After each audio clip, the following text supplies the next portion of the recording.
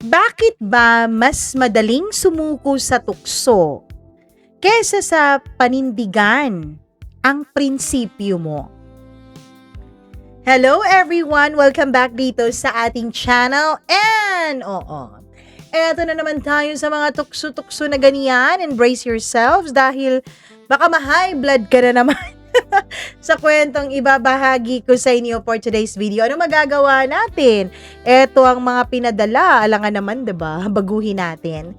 Anyways, bago natin umpisahan ang inyong paboritong programa, never mind po kung may mga maririnig kayong mga ano dyan. Baka yung bubong lang namin yan. Mahangin kasi dito ngayon while recording. Well, sa labas. Dito naman sa loob ng kwarto, di naman. Anyways, bago natin simulan ng lahat, please, follow muna ako sa ating pinopromote ngayon na Facebook page na Shop in Style. Ayun, kay Madam Cutie Hot Mom po yan. Kay Mama Rose, maraming salamat. At syempre, sabi ko nga sa inyo, napaka-quality ng kaniyang mga produkto. As in, authentic talaga. So, paki-follow, paki-browse nyo dahil isa po ito sa mga naging paborito ko na ngayon. Mukhang magkakalahati na ito. Kakapadala lang diba? So, paki-like and paki-follow po ng kaniyang FB page. At syempre, kung may gusto kayong orderin, umorder na rin kayo. And ayan po ang link sa description box. Kung hindi nyo po makita kung paano hanapin sa FB, ayan po ang link sa baba, okay? Huwag na nating patagalin to dahil medyo mahaba na ang intro. Eto na po ang nakaka-high blood na kwento. For today's video, dito lamang sa Dear Mama Mia.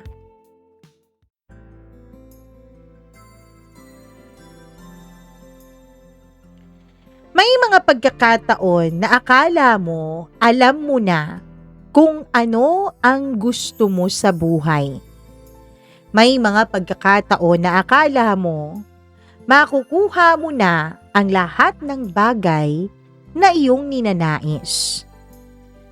Only to find out na may mga kulang pala.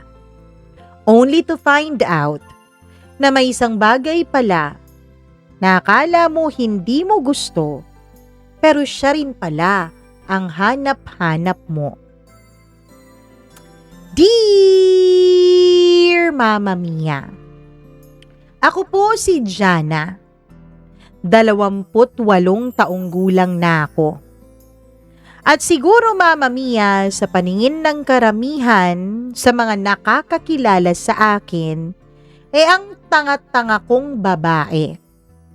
Maayos na nga ang takbo ng buhay ko, ginusto ko pa itong magulo at nandamay pa ako ng ibang tao. Kahit wala pong ni isa na tahasang nagsabi sa akin ng mga ganong bagay, alam ko naman po, Mama Mia, na yun ang iniisip ng karamihan sa mga nakakakilala sa akin. Meron po akong fiancé. Itago po natin siya sa pangalang Peter. Si Peter po, Mama Mia, siya po ang tipo ng lalaking pinapangarap ng karamihan ng mga babae.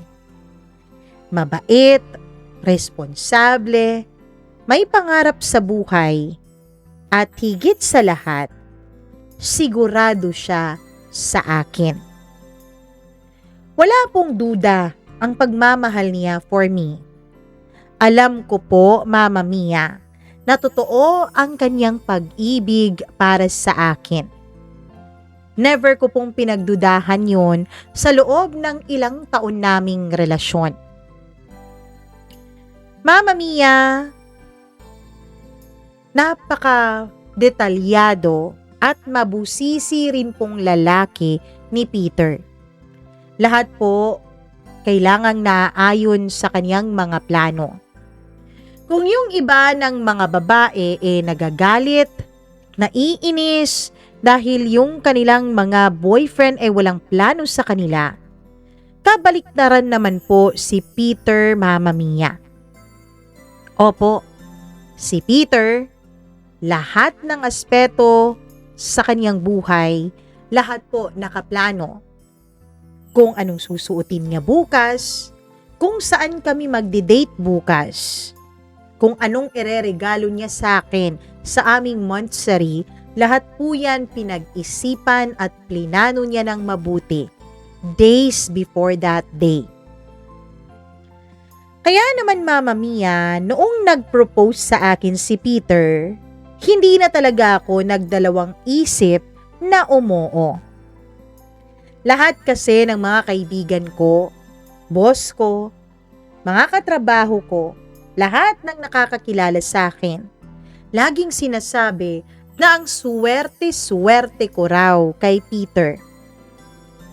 Hindi daw sa lahat ng panahon, sa lahat ng araw, ay may isang Peter na darating sa buhay mo. Nako, Jana, kung sa akin lang nang ligaw yang si Peter, matagal na kaming may 10 anak. Nako, kung sana lang yung asawa ko, kahit katiting man lang ng bait at pagiging responsable ni Peter meron siya, hindi sana kami naghiwalay dalawa. Kaya ikaw, Jana, nakakita ka ng ginto, alagaan mo, hawakan mo nang hindi maagaw ng iba. Mama Mia, sa dami ng taong nagsasabing napakaswerte ko nga kay Peter, pati na rin ako, kumbinsidong-kumbinsido na si Peter nga ang para sa akin. At akala ko, nung araw na umoo ako na magpakasal kaming dalawa, ayun na ang magiging simula ng habang buhay naming kasiyahan at habang buhay ng pagiging #Disney Princess ko.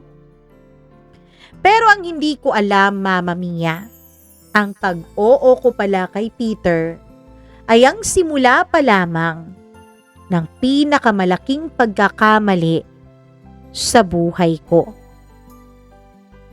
Bago po tayo pumunta dyan, Mama Mia, balikan muna natin kung paano naging kami ni Peter. College days nung nagkakilala kami. Pareho kami noong member sa isang organization sa university. Si Peter, syempre, sa kanyang pagiging responsable at matalinong student leader, siya po ang president namin sa org na yon. Ayoko naman sanang sumama sa org na yon, kaya lang naging makulit ang mga kaibigan ko. Hindi nila ako binigyan ng pagkakataong humindi sa kanilang mga plano, kaya umuo na lang din ako.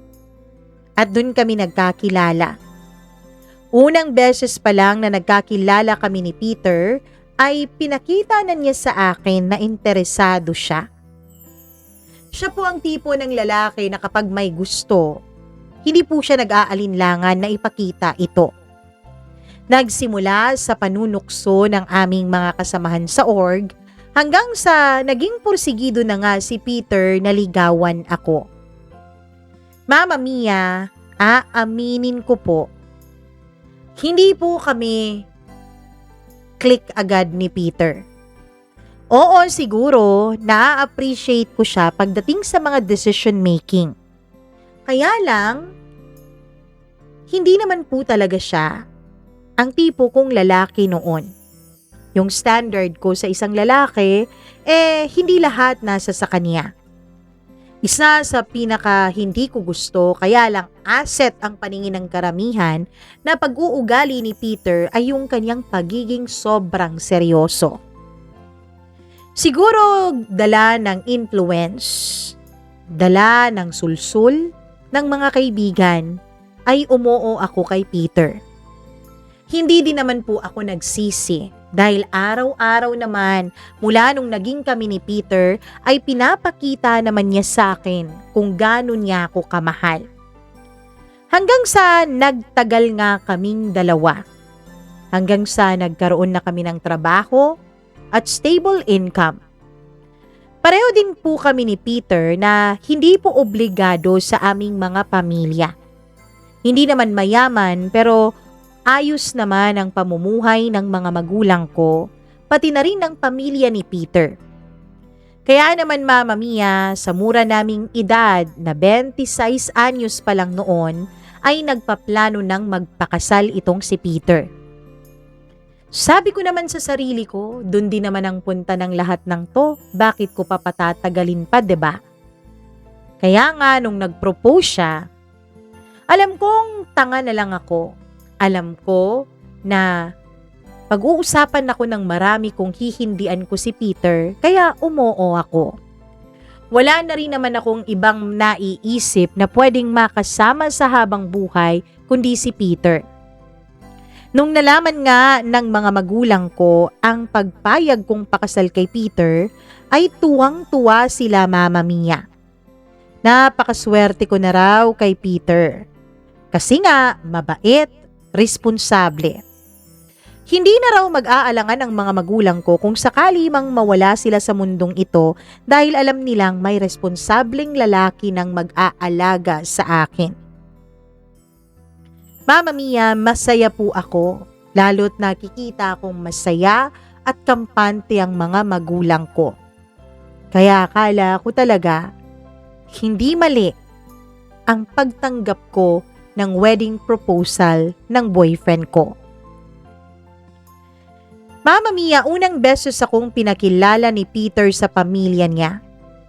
Dala ko noon ang sobrang kaba at excitement. Ang pamilya kasi ni Peter pare-pareho pong busy. May negosyo po ang kanyang mga magulang at hindi po naglalagi sa isang lugar. Travel ng travel. Kaya gustong-gusto ko po na magustuhan nila ako. Gusto kong maramdaman na tanggap nila ako, gaya ng pagtanggap ng mga magulang ko kay Peter. At hindi naman talaga nagkamali si Peter sa sinabi niya sa akin. Sabi niya, wag daw akong mag-alala.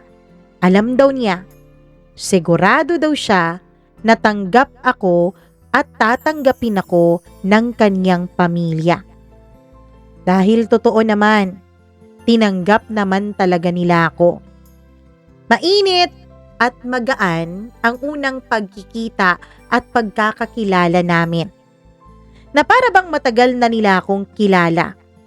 Sabi din kasi ng mama ni Peter sa akin, kahit saan daw at kahit kailan, ako lang daw ang laging bukang bibig ni Peter sa kanila. Kaya bago pa man nila ako makilala, ay tinanggap na nila ako. Pero sa gitna ng lahat ng yun, Mama Mia, may isang taong hindi ko inaasahang magpapabago ng lahat. Si Donnie. Siya ang kuya ni Peter. Mas matanda si Donnie sa kanya ng ilang taon. At si Peter, Mama Mia, siya po ang exact opposite ng kuya niya. Magkabaliktad na magkabaliktad ang kanilang pag-uugali. Kung si Peter ay seryoso, may pangarap sa buhay, eto namang si Donnie ay iba, Mama Mia. Ang sabi nga nila, si Donnie daw ay ang black sheep ng pamilya. Lagi daw itong napapasali sa gulo, simula nung high school ito. Lagi daw itong sakit sa ulo ng kanilang mga magulang. Laging parang walang plano, walang pangarap. Para bang happy-go-lucky. YOLO. Yun daw ang motto ni Donnie, sabi pa ni Peter. You only live once. Kaya kung tutuusin, kung si Peter po ang golden boy ng pamilya, si Donnie naman, Mama Mia, ang tinaguriang black sheep, sakit sa ulo, at pariwara, at kahihiyan ng kanilang mga magulang. Pero kahit na puro panlalait ang naririnig ko tungkol kay Donnie, pakiramdam ko, Mama Mia, ay may kakaiba sa kanya. Ewan ko, pakiramdam ko noon ay parang misunderstood lang po siya. Hindi ko maipaliwanag kung bakit ganon. Sa bawat tingin ni Donnie sa akin, ay parang may kaakibat na bigat. Para bang kay lalim. Yun bang pakiramdam na kahit nasa gitna kayo ng maraming tao, nararamdaman mo na parang hinuhubaran ka na niya sa tingin pa lang? Ganun po, Mama Mia. Hindi ko alam, may parte sa akin na parang nababastos sa klase ng pagtingin niya. Pero may parte din naman sa akin na parang na-excite pa. Parang may gustong sabihin ang kaniyang mga mata sa akin pero hindi niya magawang sabihin na para bang itinatago niya lang. At sa bawat pagkakataong nagtatama ang mga mata naming dalawa ni Donnie, tila may kung anong gumugulo sa loob ko. Isang pakiramdam na pilit ko pong binabaliwala. Isang pakiramdam na alam kong hindi dapat, na alam kong mali. Dahil fiancé ko ang kapatid niya. Hindi ako pwedeng magkaroon ng mga ganitong pag-iisip tungkol sa kuya ng fiancé ko. Pero Mama Mia, kung may mga bagay man na hindi maiiwasan sa buhay, sa akin po, isa po ito. Isa po ang mga tingin ni Donnie. Isa po ang mga palihim niyang pagsulyap at minsan ay pagkindat-kindat sa akin. Alam ko Mama Mia, alam ko na kung magsusumbong ako kay Peter, siguradong mas masisira pa ang tingin ng pamilya ni Donnie sa kanya. Ako pa naman, importante po sa akin ang pamilya. Importante po sa akin na magkakasundo ang lahat. Kaya para iwas gulo, nilihim ko na lang ang mga tingin ni Donnie sa akin na kakaiba. Ewan ko pero hindi din naman napapansin ni Peter at ng kaniyang mga magulang. Minsan pa nga Mama Mia, habang kumakain kami noon, nalaglag ang tinidor ni Donnie. Naka-miniskirt lang ako nung mga panahon na yon. Magkaharap kaming dalawa sa mesa dahil katabi ko po ang kapatid niyang si Peter, ang fiancé ko. Ewan ko pero natagalan sa ilalim ng mesa itong si Donnie. Hindi ko alam kung feeling ko lang o kung asyumera lang ako. Pero para pong nababastos ako ni Donnie nung mga panahon na yon. Pero hindi ko po akalain Mama Mia na may parte sa akin na tila pa na-excite at nagugustuhan ang pambabastos na yon. Mama Mia, don't get me wrong. Marangal po akong babae. Never po akong nagloko sa relasyon namin ni Peter. Hindi naman po ako pangit at lalong hindi naman dahil walang nagpapalipad hangin sa akin. Ang totoo, may mga kasamahan din ako sa trabaho na sumubok na manligaw sa akin. Sumubok, baka patulan ko sila pero ni isa, wala po akong pinatulan. Kasi alam ko po sa sarili ko na mali iyon. Alam ko po sa sarili ko na may boyfriend ako, na may pinangakuan ako. Kaya yun po ang naging focus ko. So, pwede po ba tanggalin na natin na sasabihin niyo sa akin napaka-immoral kong babae? Sadyang kakaiba lang talaga ang dating nitong si Donnie sa akin. Mama Mia, sabi ko pakikisamahan ko na lang si Donnie. Sabi ko ayos lang naman yun dahil hindi naman kami araw-araw na magkikita. Wala naman sigurong lalalim na kung anuman sa aming dalawa dahil pwede naman akong umiwas, 'di ba? Kaya lang nagbago ang lahat nang mapilitan kaming pansamantalang tumira ni Peter sa bahay ng mga magulang niya. Inaayos pa kasi ang lilipatan naming apartment. Kaya ang sinabi ni Peter sa akin, dun na muna kami. Pwede naman akong sa bahay na lang muna namin, sabi ko. Naku, babe, baka naman sabihin ng mga magulang mo sinuoli na kita. 'Di ba? Nagpaalam na nga tayong mag-live-in. Kaya lang gusto ko maging komportable ka sa apartment natin eh. Kaya ipaparenovate ko mo lang muna 'yon. Babe, ano ka ba? Ayos lang na bumalik muna ako sa amin. Hindi na babe. Nasabihan ko na rin naman sila ni mama. Doon na tayo sa amin. Isa pa, sandali lang naman to. Parang practice na rin natin. Sabi niya, practice. Practice sa pagiging buhay mag-asawa.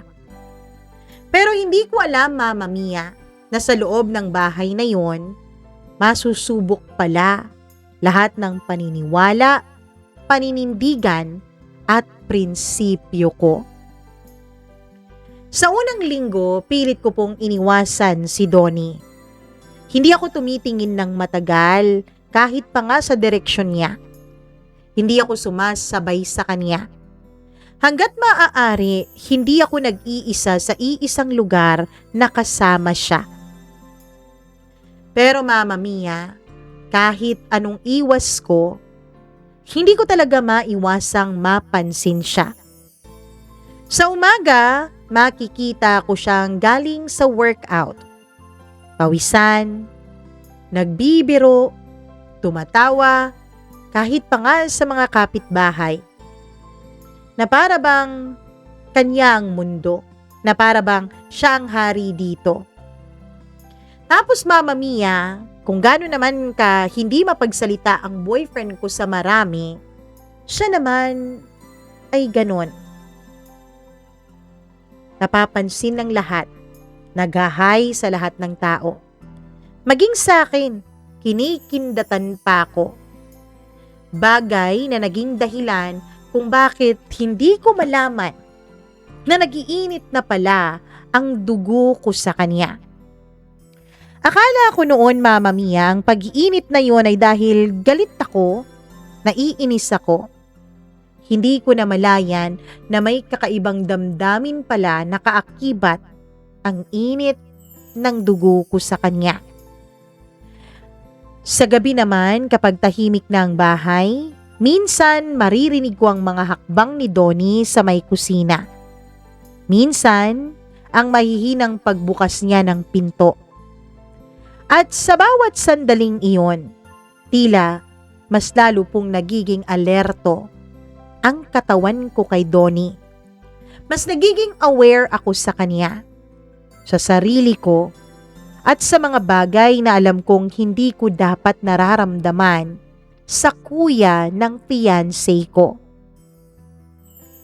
Isang gabi, nagising ako. Hindi ako mapakali. Parang may kulang.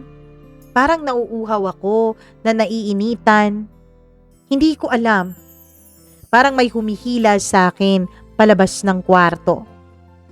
I know, naiisipin niyo palusot ko na naman to. Maybe.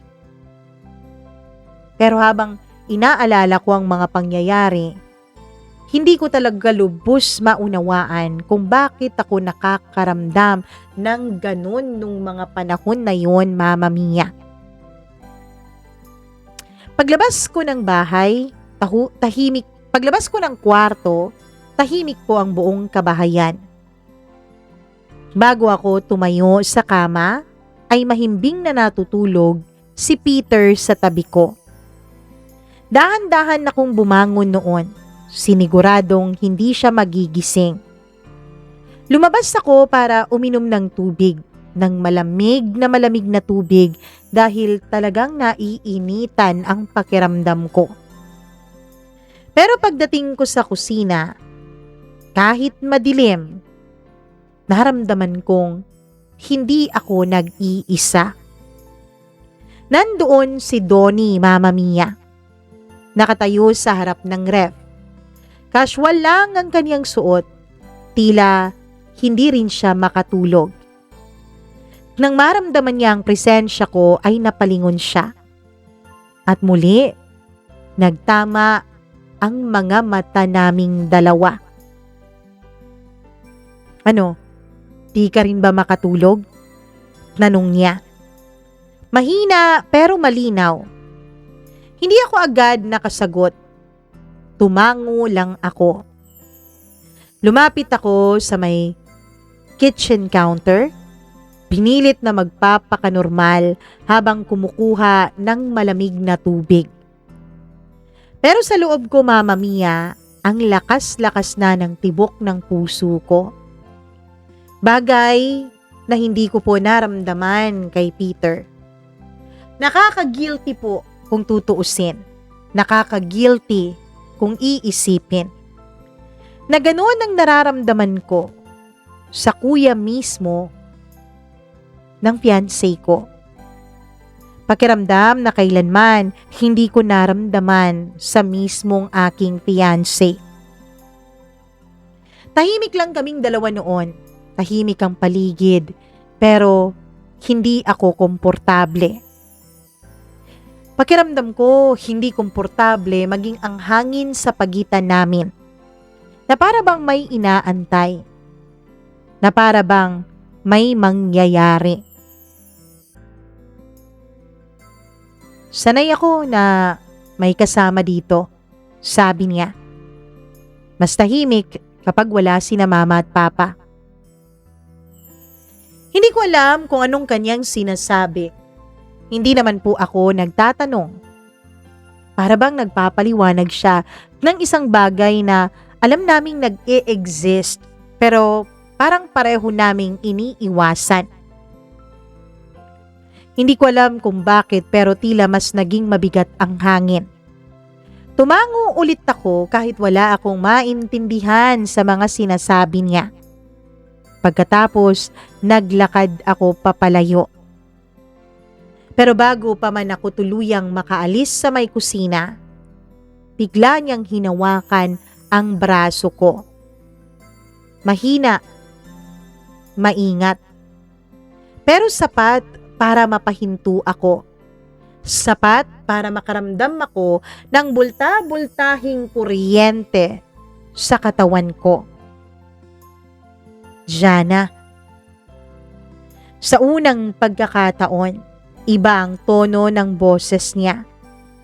Mas mababa, mas personal, na para bang pinipigilan niya ang paghinga, na para bang may pinipigilan siyang wag lumabas mula sa bibig niya. Alam mo bang, sinubukan ko namang umiwas sa'yo, pero ang hirap-hirap mong iwasan. Parang tumigil ang mundo ko sa mga narinig kong salita mula sa kanya. Hindi ko alam kung anong mararamdaman ko. Hindi ko alam kung anong gagawin ko. Dapat aalis ako.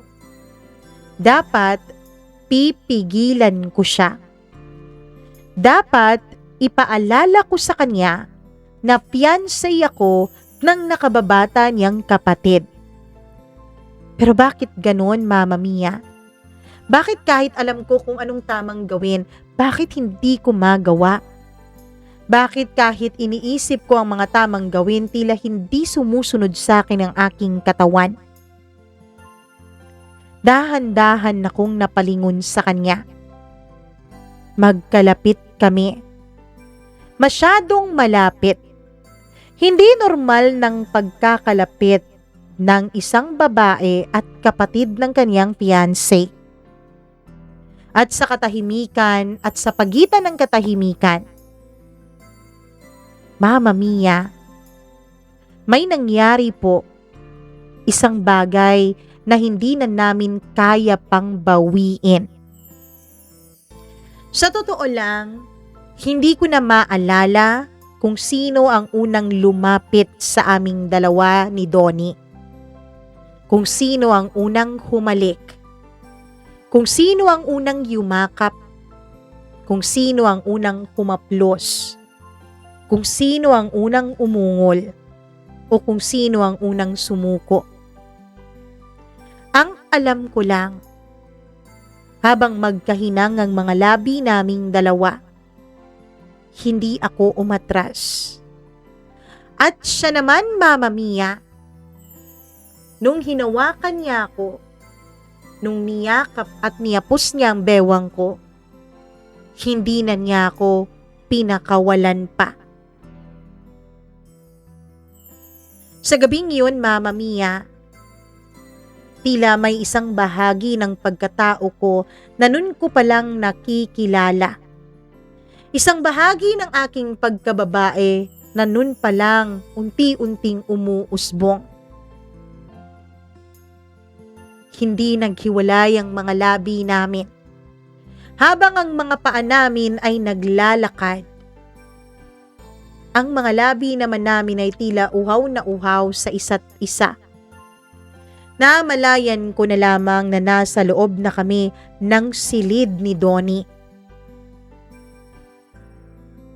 Tila nagmamadali ang mga kilos naming dalawa. Nagmamadaling maisakatuparan ang isang bagay na pilit naming dinedenay. Ang isang matinding atraksyon namin sa isa't isa. At kahit alam ko namang mali, Mama Mia, hindi ko magawang pigilan yon. Sabihan niyo na akong immoral, sabihan niyo na akong walang kwentang babae. Pero Mama Mia, pinilit ko po ang sarili kong kumilos. Ang itulak siya, ang lumayo sa tuksong iyon. Pero bakit tila ang hirap-hirap nun gawin? Bakit tila hindi ko magawang umalis? Bakit tila hindi ko magawang pigilan ang paghalik sa akin ni Donnie? Mama Mia, kahit alam kong mali, kahit alam kong immoral, hindi ko po maiwasan na pandirihan ng sarili ko. Kasi marumi yun eh. Kaya lang hindi ko rin ma-deny sa puso ko na kahit madumi, may bahagi sa puso ko, sa pagkababae ko. Ang tila ngayon lang nagising. Ang tila ngayon lang nagkaroon ng tunay na kasiyahan. Pagkatapos na maging isa ng mga katawan namin ni Donnie, pagkatapos mailabas ang init na kanina'y aming nararamdaman, dali-dali akong nagbihis. Pumunta muna ako ng kusina at naghilamos. Pagkatapos, lihim akong umiyak doon. Pinahiran ko ang luha ko pagkatapos ng ilang minuto. Bumalik ako sa kwarto ni Peter. Sa kwarto kung saan kami natutulog ng fiancé ko. Tulog na tulog pa rin si Peter, Mama Mia. Tahimik. Payapang humihilik. Walang kaalam-alam sa mga nangyari sa kanyang paligid. At dun ko unang naramdaman ang bigat ng kasalanang ginawa ko sa kanya. Pero aaminin ko po, sa kabila ng guilt, sa kabila ng matinding konsensya, may isa pang pakiramdam na bumabalot sa akin. Isang bagay na mas nakakatakot. Dahil hindi po yun konsensya, guilt o pagsisisi, kundi labis-labis na pananabik, Mama Mia. Pinilit ko pong kontrolin. Pinilit ko po na wag isipin. Pero ewan ko, parang kahit kagagaling ko lang sa kwarto ni Donnie, parang may isang bahagi sa akin na nag-iisip, nagtatanong kung kailan ulit mangyayari at mauulit ang bagay na yon. Pero sabi ko sa sarili ko, Mama Mia, hindi pwedeng mangyari ulit yon. Ang pagkakamali ay dapat isang beses lang. Hindi na pwedeng ulitin dahil kapag naulit, hindi na yon pagkakamali, hindi ba? Sinampal-sampal ko ang sarili ko ng lihim. Jana, ano ka ba? Kapatid siya ng fiancé mo. Nagkamali ka lang. Huwag mo nang uulitin. Baka naman, ngayon na naisa katuparan na ni Donnie ang isang bagay, baka hindi na rin niya uulitin, di ba? Baka naman, gaya ko, nakokonsensya na rin siya. Kaya inisip ko, Mama Mia, na wala na akong dapat pang ikatakot. Dahil nagkamali naman na ako, tapos na yun. Pananatilihin ko na lang lihim yon. Hindi rin naman siguro gusto ni Donnie na masaktan ng kapatid niya. Pagkatapos ng gabing yun, pagkatapos ng isang lihim sa loob ng kwarto ni Donnie, akala ko matatapos na. Akala ko, Mama Mia, gaya ng pilit kong pinapaniwala sa sarili ko na isang pagkakamali lang yun. Na isang sandaling nadala ako ng matinding emosyon, nadala ako ng kahinaan, at nagpatianod ako ng tukso. Pero mali ako. Dahil kinabukasan lang, hindi ko maiwasang hanapin siya. Hindi ko po maintindihan ang sarili ko, Mama Mia. Malandi ba ako? Mababang uri ba ako ng babae? Bakit hinahanap-hanap ng katawan ko ang kapatid ng fiancé ko? Sa bawat kilos ko sa loob ng bahay, pakiramdam ko parang may inaabangan ako. Sa bawat pagbukas ng pinto, sa bawat yabag sa hagdan, sa bawat ingay sa kusina, lihim akong umaasang siya yun at muli kaming magkikita. Mama Mia, wala namang nangyaring usapan sa pagitan namin ni Donnie tungkol sa naganap sa amin nung gabi sa loob ng kaniyang kwarto. Walang paliwanag, walang pagsisisi o paninisi kahit kanino. Tanging katahimikan lang. At ang mga matang nagsasabing, pareho naming tila hindi pinagsisihan ng nangyari. Na tila ba pareho pa naming gustong maulit-ulit yun. Opo, Mama Mia. Pareho naming alam. Na tila gusto namin na maulit ng maulit ang nangyaring yun. Pero alam kong pareho din naming pinipigilan. Alam kong pareho naming mahal si Peter. Alam kong pareho naming ayaw masaktan si Peter. Kaya lang, Mama Mia, tila pagkakataon na ang tumutukso. Tila tadhana na ang naglalapit sa aming dalawa. Isang hapon, umuwi na ako galing sa opisina. Nagdala pa nga ako ng preskong isda dahil magsasabaw ako. Tinolang lapu-lapo ang iluluto ko. Hindi po laging may preskong isda sa palengke na malapit lang sa amin. Kaya kapag nagkakaroon ng ganon, talagang bumibili ako. Tinext ko agad si Peter. Sabi ko umuwi siyang maaga dahil magluluto ako ng paborito niyang tinolang isda. Pero sabi niya sa akin, "Babe, sorry. May matinding aberya sa proyekto namin. Kailangan naming ayusin.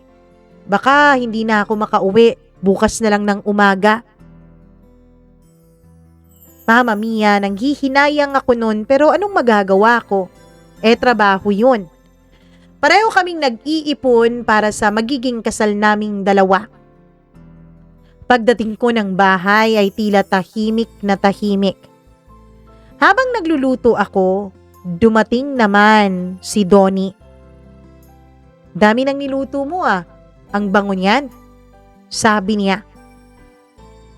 Bumili ako ng preskong isda sa palengke. Nadaanan ko kasi. Nasaan na pala sina Mama at Papa? Opo, Mama at Papa na noon ang tawag ko sa mga magulang nila. Naku, hindi ka ba nasabihan? Lumuwas sila ng probinsya. Nagkasakit kasi ang kapatid ni Mama at gusto din ni Papang umuwi. Kaya yun, pareho silang nag-leave sa trabaho. Tapos, yung negosyo nila, inasikaso na lang nila sa akin. Ano? Oo. Nasaan pala si Peter? Overtime daw eh. Ibig sabihin, tayong dalawa lang ngayong gabi? Dahil sa kanyang sinabi ay hindi ko po napigilang mabitawan yung sandok na hawak-hawak ko. Agad namang lumapit sa akin si Donnie. Pinulot yung sandok mula sa sahig. mula sa paanan ko, Mama Mia. Dahan-dahan siyang tumayo hanggang sa magkaharap na kaming dalawa. Malapit, sobrang lapit namin. Donnie, pagkakamali lang yung nangyari sa atin nung isang gabi. Pero parang wala siyang narinig. Lumapit pa rin siya sa akin. Hanggang sa hinalikan na niya ang mga labi ko. Ewan ko, Mama Mia, pero parang hindi ko yata talaga kontrolado ang sarili ko kapag si Donnie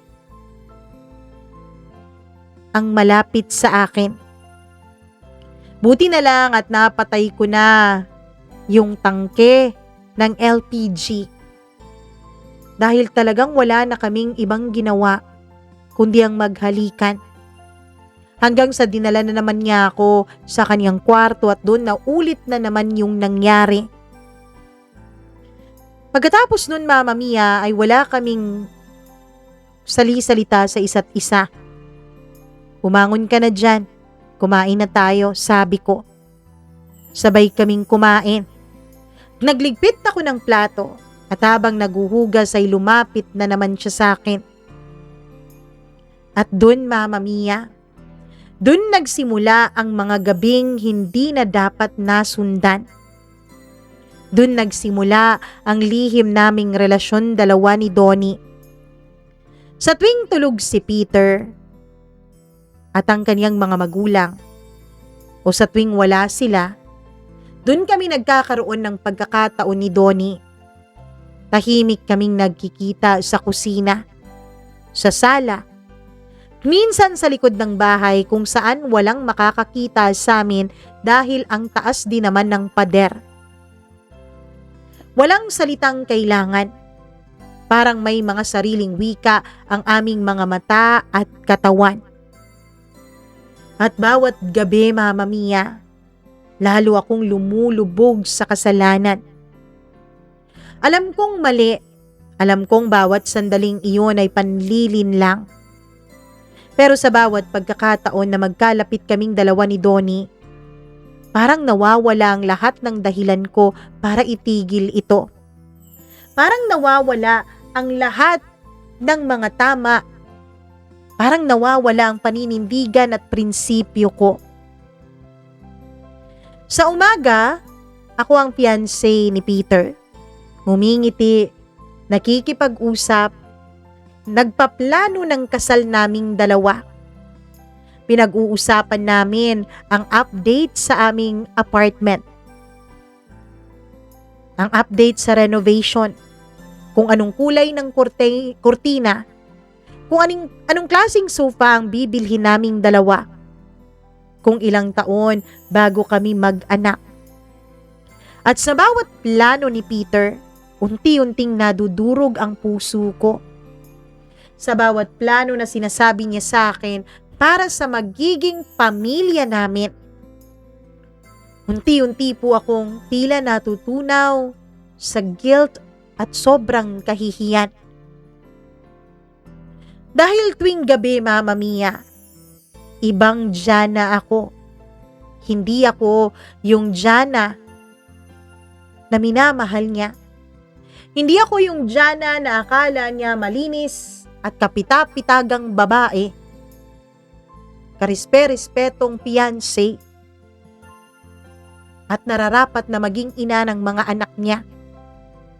Sa gabi, isang Jana ako. Jana na maging ako hindi ko alam na nag-e-exist pala sa katauhan ko. Isang Janang napakagaling magsinungaling. Isang Jana na kayang tumingin sa mata ng taong nagmamahal sa kanya. Kahit alam niyang niloloko niya ito. At higit sa lahat, isang Jana na nahuhulog sa lalaking hindi naman niya dapat mahalin. At hindi niya dapat kantiin dahil ang lalaking ito ay kapatid mismo ng lalaking dapat ay mapapangasawa niya. Mama Mia, ilang beses ko naman pong sinubukang tigilan. Ilang beses ko pong sinubukan na umiwas, pero ewan ko, hindi ko magawa. Hindi ko magawa na umiwas ng tuluyan kay Donnie. Alam ko naman kung anong tama eh. Siguro nga tama ang iniisip ninyo na makatilang akong babae, na malandi lang talaga ako, na walang hiya ako at walang kwenta. Hindi ko na maalala kung sino ako bago dumating si Donnie sa buhay ko. Minsan, Mama Mia, nahuhuli ko ang sarili ko na tinitingnan si Peter habang ito ay natutulog. Payapang-payapa, nakangiti pa, dahan-dahang humihilik, walang kaalam-alam. At doon ako lalong inuusig ng konsensya ko. Hindi mo siya deserve. Paulit-ulit noon na bulong ng isip ko, Mama Mia. Alam ko naman eh. Alam ko naman na hindi deserve ni Peter na lokohin ng ganito. Kung wala naman sigurong tao na deserve yung lokohin sila. Deserve na pagmukhain silang tanga. Pero sa tuwing susubukan kong umiwas kay Donnie, tila mas lalo akong hinihila pabalik sa kanya. Sa tuwing sinusubukan kong tumakas sa nararamdaman ko, tila mas lalo akong nahuhulog. Mas lalo akong hindi mapakali kung hindi ko siya kasama. Isang gabi, Mama Mia, hindi kami nagkita. Wala kasi si Donnie noon sa bahay. Ang sabi, may pinuntahan daw siya. Habang kumakain kaming buong mag-anak liban kay Donnie, ay pasimple po akong nagtanong sa mga magulang nila. Oh, himala yata, wala si Kuya Donnie. Sabi ko, pilit na wag ipahalata ang pag-aalala sa boses ko. Ayun, nako, baka ando na naman sa barkada yun. Alam mo naman si Donnie, wala talagang kadire-direksyon ng buhay. Sabi ng papa nila. Papa naman, nag-e-enjoy lang si kuya sa buhay niya. Alam mo Peter, ewan ko sa'yo, parang ikaw yung panganay sa inyong dalawa eh. Puring-puri na naman ng mga magulang ni Peter siya. Samantalang, pangit naman ang mga sinasabi nila kay Donnie. Pero wala akong pakialam, Mama Mia. Mas lalo yata akong naaawa noon kay Donnie. Mas lalo kong nakikitang walang nagmamahal sa kanya, kundi ako lang. At dahil doon hindi po ako mapakali.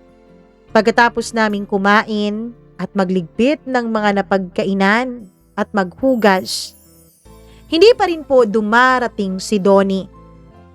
Hindi ako makatulog noon. Paulit-ulit po akong bumabangon. Paulit-ulit kong chine-check kung dumating na ba si Donnie, kung nandyan na ba siya. At doon ko napagtanto ang isang bagay na kinakatakutan ko talagang mangyari. Nung una kasi, Mama Mia, sabi ko, matatapos din naman kung anong namamagitan sa amin ni Donnie, lalo na kapag nakalipat na kami sa ibang apartment ni Peter. Lalo na kapag nakapag-umpisa na kami ng sarili naming buhay. Kaya lang, habang nag-aalala ako dahil hindi pa siya dumarating, doon ko na-realize na hindi na pala ito simpleng tukso lang. Hindi lang ito simpleng pagpapalabas lang namin ng init ng aming mga katawan. Hindi lang ito basta-basta pagkakamali o pagkakaroon ng illicit relationship, kundi may damdamin ng namamagitan sa amin. Hindi na lang basta tukso, kundi mahal ko na ang kuya ng fiancé ko. Kinabukasan, nang makita ko siya sa kusina, Hindi ko napigilang magsalita. Oh, Donnie. Napatingin siya sa akin. Tahimik. Ngumiti pero malalim ang kanyang mga mata. Na para bang alam na niya ang mga bagay na sasabihin ko sa kanya noon. Donnie, hindi na tama to. Sabi ko kahit nanginginig ang boses ko. Sandali siyang hindi nagsalita. Tila nawala yung palabirong Donnie. Tila naging seryoso siya. At sa unang pagkakataon, Mama Mia, tila natakot ako sa kanya. Hindi yung takot na para bang iniisip ko na sasaktan niya ako. Kundi yung takot dahil nakikita ako sa kanya na pwede din pala siyang maging seryoso.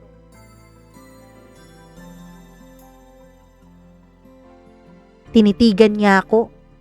Hindi ko alam kung gaano katagal hanggang sa tumayo siya at unti-unting lumapit sa akin. Bawat hakbang niya papalapit sa akin ay tila lalo naman akong nanghihina. Yun bang unti-unti kang tinatanggalan ng hangin sa iyong baga? Alam ko. Sagot niya sa seryosong tono, seryosong mga mata at seryosong mukha. Pero sabihin mo nga sa akin, Jana, kaya mo ba talagang tumigil? Hindi ako nakasagot, Mama Mia.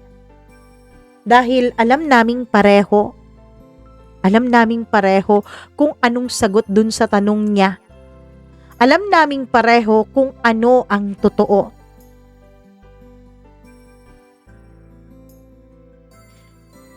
Tumayo siya. Tsaka naman, gumalaw ang kwarto namin ni Peter. Tanda na lalabas na siya mula sa kwarto. Umalis si Donnie sa tabi ko. Nagkunwaring nagtimpla ng kape. Dumating naman si Peter. Anong niluto niyong almusal? Tanong niya na tila hindi pa nagdududa sa mga naghaganap sa kanyang paligid. Eto, itlog, tsaka magluluto din ako ng tuyo. Mabilis kong bawi sa hininga ko. Pero habang kumakain, Mama Mia, ay wala doon ng atensyon ko. Kay Donnie. Nasa mga kilos niya. O kuya, hindi ka yata umuwi kagabi. Huwag mong sabihin, nang chichiks ka na naman ha. Nung sinabi yun ni Peter ay bigla akong nasa mid, Mama Mia. Ano nangyari sa'yo, babe? Tanong ni Peter. Wala, babe. Masyadong maanghang lang kasi tong suka. Sabi ko. Pero nung tignan ko si Donnie ay nakita ko siyang tumingin sa akin. Nakangisi na parang nakakaloko. Alam niya, Mama Mia. Alam niya na nagsiselos ako. Gusto kong sawayin noon ang sarili ko. Bakit ako magsiselos? Hindi pwede. Hindi dapat. Kasi hindi naman si Donnie ang fiancé ko eh. Dapat kung may pagsilosan man ako, yun yung mga babaeng lumalapit kay Peter. Mama Mia, aminado na ako sa sarili ko na mahal ko na si Donnie. Pero paano na ang pagmamahal na ito? Gayong nakatali na ako sa kapatid niya. Paano na ang pagmamahal na ito, gayong hindi naman na ako malaya? Hanggang sa dumating ang araw na hindi na talaga ako mapakali. Pakiramdam ko, hindi na sapat ang pagtatago. Hindi na sapat ang mga gabing palihim kaming nagtatagpo ni Donnie. Pagod na ako sa pagsisinungaling, sa pagtatago, sa sarili ko. Pagod na rin ako sa pagpaplano ng isang kasal na hindi naman ako excited na maganap.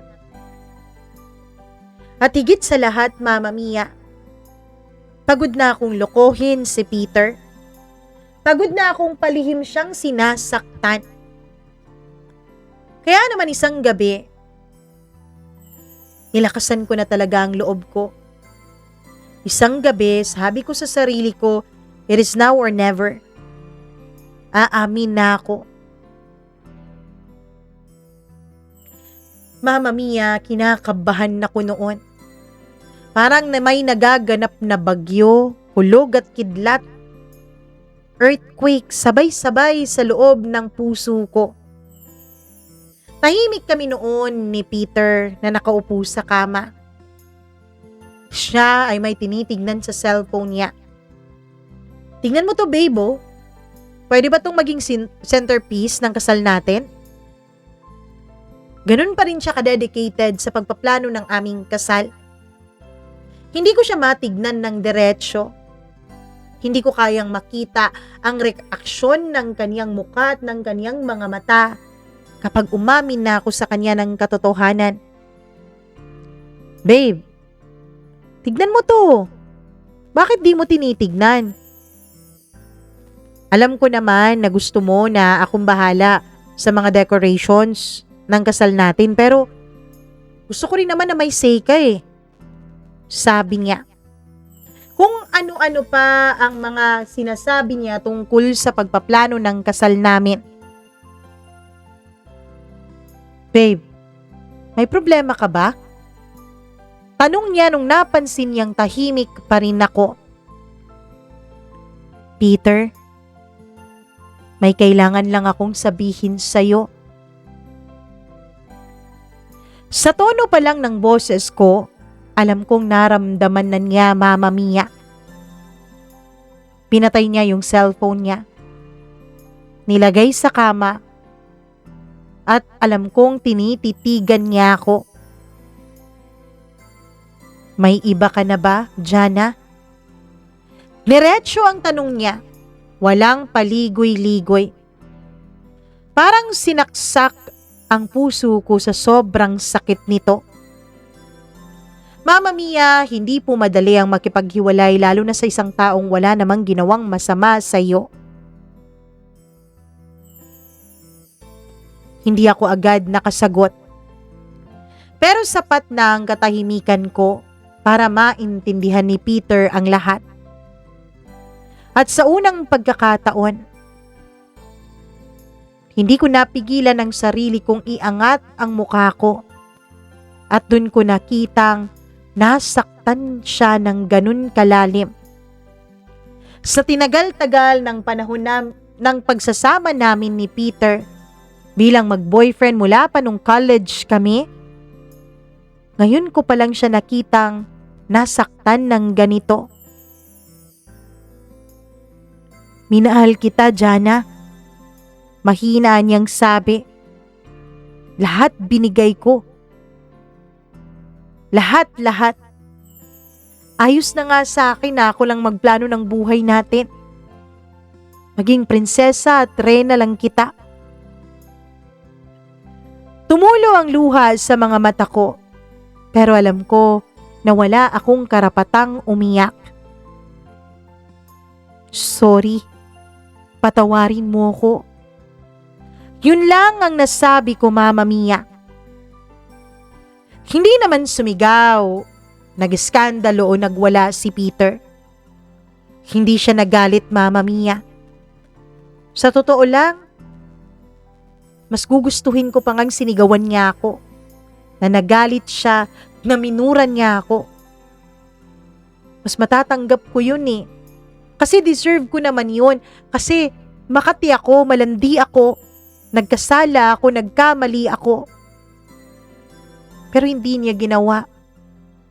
Nagpakita pa rin siya ng pagiging gentleman niya. At Mama Mia, mas nadurog ako dahil doon. Mas nahiya ako. Mas na-guilty ako.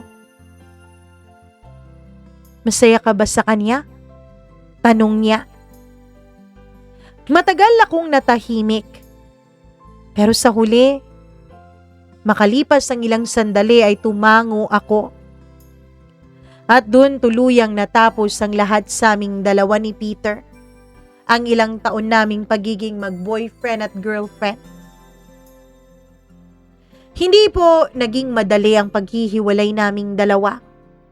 May mga iyakan, may mga yakap, may mga huling sandali na gusto ko sanang bawiin ang lahat, lalo na kapag nakita kung gaano kalaking sakit ang naidulot ko sa kanya. Pero hindi ko na kayang magsinungaling pa, Mama Mia. Hindi ko na kayang pakasalan ng isang tao habang iba naman ang laman ng puso ko.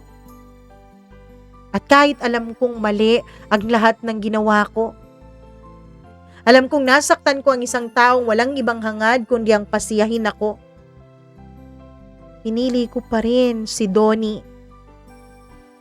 Mama Mia, iniwan namin ni Donnie ang lahat. Pareho kaming nagbitiw sa aming mga trabaho. Lumayo, nagplano ng panibagong buhay. Pero kahit gaano kalayo ang narating namin, may isang bagay na hindi ko maiwan. Yun ay ang alaala ni Peter at ang sakit na kanyang pinagdaanan na ako ang siyang naging dahilan. Ngayon habang sinusulat ko ito, kasama ko pa rin po si Donnie. Magkasama pa rin kaming dalawa at malayo pa rin kami sa lahat. Kung tatanungin mo ako, Mama Mia, kung masaya ba ako? Oo naman, masaya ako pero hindi buo. Dahil may bahagi ng puso ko ang mananatiling may bahid ng pagkakamali. Balang araw, alam kong haharap kami kay Peter. Hindi para ibalik ang nakaraan, kundi para humingi ng tawad. Dahil kahit pinili ko ang pagmamahal ko, hindi ibig sabihin na tama ang naging paraan kung paano ko ito nakuha. Dahil kahit na pinili ko at kasama ko ang taong mahal na mahal ko, hindi ibig sabihin na wala akong nasaktan bago mangyari ang lahat ng ito. Kung makakarating man kay Peter itong sulat ko, Mama Mia, ang hangad ko ay sana maging masaya siya. Sana mahanap niya ang babaeng para sa kanya. Alam ko po na huhusgahan ako ng inyong mga tagapakinig. At huhusgahan ako ng maraming tao, Mama Mia. Hindi ko naman kayo masisisi. Maging ako man, hindi rin maintindihan ng sarili ko kung bakit ganun ang pinili ko noon. Pero kung may pagsisisihan man ako, yun ay nasaktan ko lang si Peter. Pero hindi ko po pinagsisihan na si Donnie ang kasama ko ngayon. Maraming salamat po, Mama Mia. At naway may nakuha po kayo, kahit katiting man lang, dito sa sulat ko. Umaasang mapapatawad din balang araw, Jana.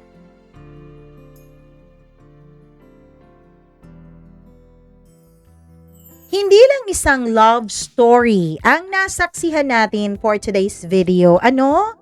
Nako, grabe naman itong kwento talagang ito, no? Isang series of decision ang ginawa ni Jana at nitong si Donnie na talagang sumira sa mga taong kasama nila.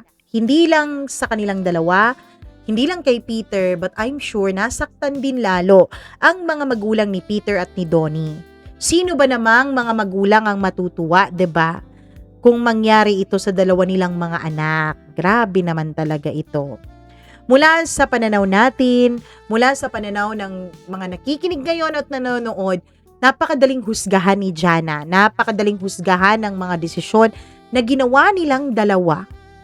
Oo, tama, napakadaling sabihin na, ay, ang lalandi lang talaga, inuna yung tukso, inuna yung init ng katawan. Ganon. Madali nating sabihin na dapat hindi niya pinili yung nararamdaman niya, dapat mas inuna niya yung tama. Dahil, 'di ba, alam niyo naman ako, I'm a firm believer of doing what is right. Alam niyo naman yun. Pero kung iisipin mo rin, gaano ba kadalas nating kayang kontrolin ang sarili nating mga puso? Meron ba talaga dito na control talaga ng, 'di ba, ng wholeheartedly o buong pagkakataon yung puso niya. 'Di ba sabi nga nila, kung sana nadidiktahan lang ang puso, walang isang taong umiiyak ng dahil sa pag-ibig. Nako, grabe naman ito, no? Nako, sana itong si Peter ay makahanap din talaga ng kanyang totoong kaligayahan. Sana mahanap din niya ang taong deserve na deserve siya dahil napakabuti din naman niya. At tama ka talaga dyan na yung talagang lalaking may provider mindset, lalaking may plano sa buhay, lalaking mahal na mahal ka, lalaking talagang gusto kang gawing Disney princess. Talagang yun ang hanap ng mga kababaihan. Pero bakit kaya kapag may nakahanap naman ng ganun, niluloko naman? Nako. Anyways, Jana, kung ano man ang magiging kahahantungan ng inyong desisyon dalawa ni Donnie, sana nga talaga ay handa kayo na harapin ang mga consequences nito. Dahil I know, base sa pagkakasulat mo, parang bago-bago lang nangyari ito, 'di ba? Kasi magkasama pa kayo ngayon, wala ka pang sinasabing naging consequence. I'm sure meron yan at sana nga kayanin nyo. At hangad namin sana si Peter makahanap na ng totoong pag-ibig para sa kanya. Maraming salamat sa inyong pakikinig at panonood ng kwento natin for today's video. Yes, may video. Maraming salamat. At syempre, bago tayo magpaalam, alam nyo na, mag-hi muna ako sa ating mga member. Maraming thank you. Kina Freaky, Mila Raduban. Naku, si Freaky at si Mila ay magwa 1 year na nating member. Grabe, maraming salamat po. Gail Easy, Maureen Tugab, Maria Elena Abe, Diane Martinez, Smackdax, Benson Boyser, Gimaras Girl, hello, Colleen Bueno, Rico Sedanco, Rose Arevalo, Miriam Gutierrez, Marlia Giana Shane, at ang pinakabago nating member na si Christina Aure. At merong napakabago, as in like, ano ngayon? April 16, April 16 siyang nagpa-member kasi April 16 today. Kahit na hindi April 16, April maa-upload to 21 eh. Si Abdullah Wahab. Ayun, maraming salamat for joining and being a member dito sa channel natin. Maraming thank you. At syempre, hello din ako sa sa ating mga suking subscriber kay Jocelyn Manzon, Charlene Baclohan, Lynn Gausin, Simply Wells. Hello sa'yo, maraming salamat. Mitch, ayun. Hello sa'yo. Hi din ako kay Viva OFW Queen Yara. Maraming salamat. At syempre sa mga nakikinig sa atin, thank you. Kung kayo ay umabot sa puntong ito ng ating kwento, please paki-follow din ako ng Shop and Style sa Facebook. Please follow po ninyo. Hi din ako kay Nora Barrido Hamandre, Maricel Mina, Ruby Ramos, Alcura Okit and Marge Gold, tsaka Fredilyn de la Cruz, Teresa Rhodes. Maraming salamat. Sa lahat ng nakikinig sa atin, thank you so much po. Ako po ang nag-iisa ninyong Mama Mia. Hanggang sa susunod po nating kwento. Bye-bye! Ingat! Love you! Ingat!